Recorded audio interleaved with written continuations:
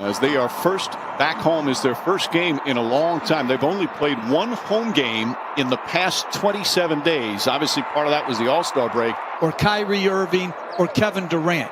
And consistently score against the best defenses in the league as Donovan Mitchell hits a pull-up three. Tyler Johnson, who's given Steve Nash some nice minutes. Shot won't go. Rebound, put back, Bruce Brown. That aids for Coach of the Year. Might even be the front runner. He has done an amazing job with this team. And there's the steal. Conley gets inside and able to score. Jeff, what is it about Utah that impresses you the most in terms of just the overall picture about what they bring every night? Well, to me, as Brown gets another offensive rebound, and I love that ever since the bubble, they've really exploited how to get more and better three-point shots. For franchise records or for the league. Mitchell on the drive, gets inside, and an easy bucket for Mitchell. What do you think missing a free throw does for your confidence, Mike? Shatters it. Conley gets inside. Nice high play off the glass for Mike Conley. Mike Conley, even though he's left-handed, usually finishes with his right. That type of time, a little running left-hand hook. And no hesitation from Conley. Nails another three. In Utah, it's very, very similar, but it's underplayed there. DeAndre Jordan has come into the game and quickly contributes for Brooklyn. Shot clock down to 5. Mitchell has Jeff Green one-on-one out on the perimeter. Step back, fires up the three-pointer. That's good. Donovan Mitchell from downtown. They've hit 4 of their first 5 from three-point range. Luavo Cabarro drives. Can't finish, but Jordan on the tip-in. So a good substitution from Steve Nash. Mitchell guarded by Bruce Brown. Using the screen, elbow jump shot, and everything going down right now for Utah. They're 8. Talks about this all the time. Today's NBA, there really is no lead that's safe. No, and I think as Ingles hits a corner three, a 14-point first-half lead is like 6 a decade ago. Luavo Cabarro draws the foul. Last 2 months, he has been playing the best basketball of his career. Nets turn it over. Royce O'Neal with an easy 2. And the Jazz have 29 points with 4:15 remaining here in the first period. He's going to have to make plays off the dribble to help his teammates. And I think he keeps improving in that area. Three-pointer down the other end after Ingles missed the three-pointer. Try and keep the pace up. Do anything to help them out. DeAndre Jordan kind of lost the handle, and Ingles comes the other way. Another easy bucket, this time from Favors. Ingles fakes. Jordan Clarkson has come in for the first time. Another of the three-point marksmen. Niang. That's a 3. They are 6 of 9 from downtown. So Steve Nash again mixing it up. Now going with a couple of bigs together. Chiozza. That's good. Chris Chiozza from downtown. His first points of the night. Oh, there's so many rumors going around. Various players. Of course, we'll have it covered. Niang. With Woj, Niang knocks down another 3. They're 7 of 11 from three-point range. Chris Chiozza gets inside, throws it back out. Claxton tries a 3. That's good. And that was tremendous defense by Claxton against Clarkson. One-on-one guarded multiple moves.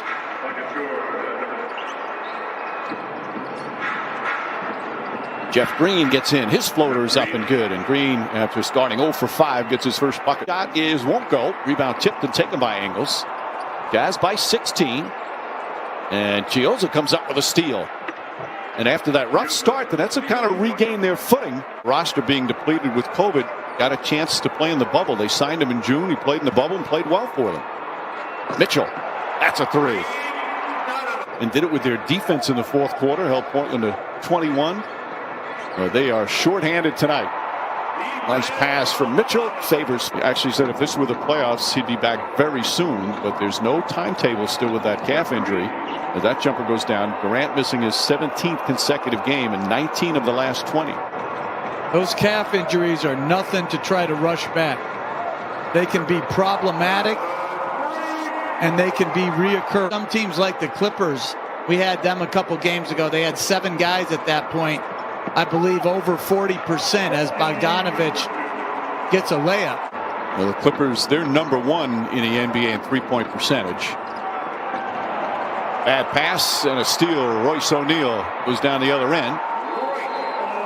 Shot clock reset to 14. Tyler Johnson short. Alize Johnson the rebound. Flips it up, and that's good. You know, the stars may be out. They may be getting blown out. But people are watching.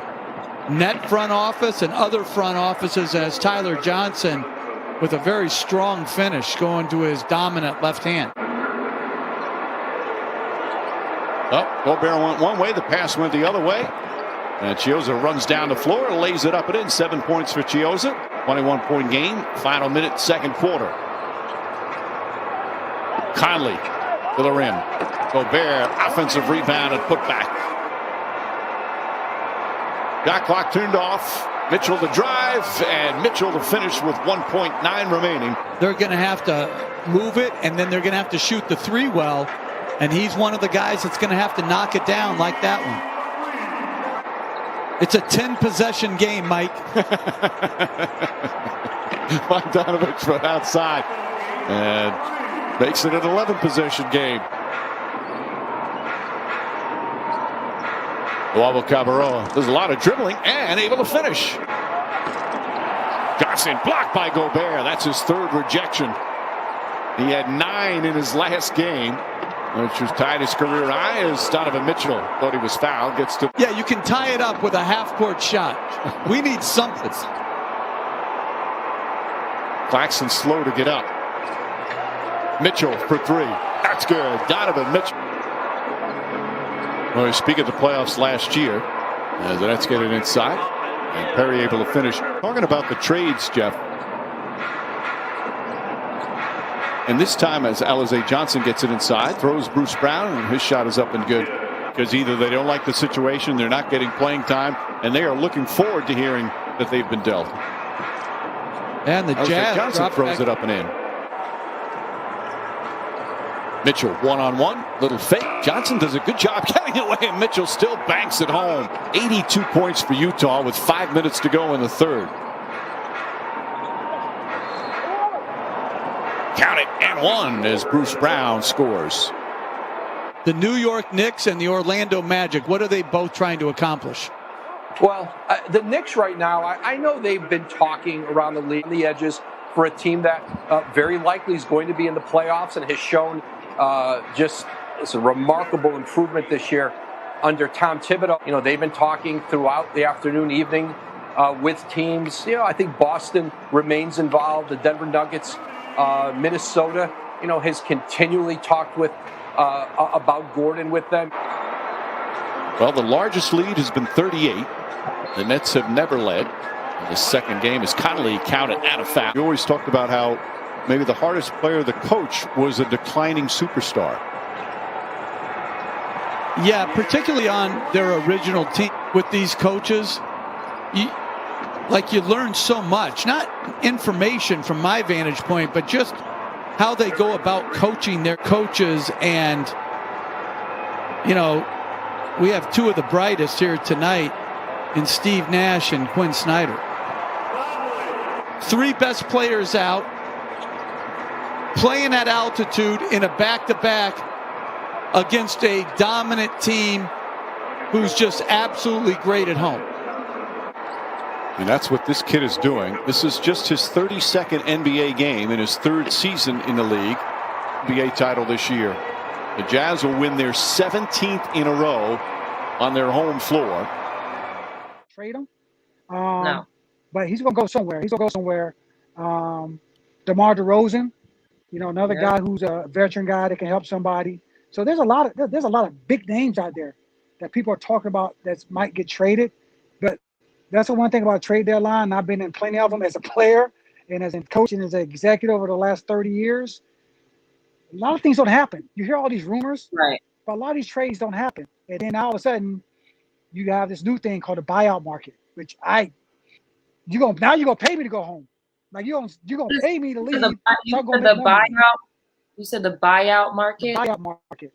So what is it? So What after is the the trade buyout deadline, market? What a buyout market is, the veteran guys who probably have like 1 year left on their deal, sort of like what happened with Blake Griffin. They didn't want him to play anymore, so they bought him out. He got, hey, they owed him $40 million. He agreed to take 30. They gave him $30 million. You're a free agent. Now you can go sign with any team you want to. So basically, you turn into an unrestricted free agent.